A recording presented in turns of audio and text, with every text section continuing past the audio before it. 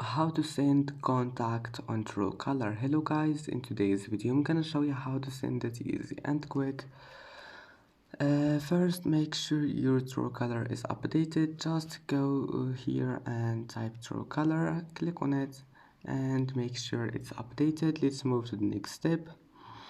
And now open Truecaller and then go to messages and just select any chat you want, like this one, and that's it. After that, click this icon in the bottom corner here, and here you will find this one, contact. Now just click on it and select any contact you want, and that's it. And that's it for today's video. If you like this video, please don't forget to like and don't forget to subscribe, and thank you for watching this video until the end, and see you in the next video.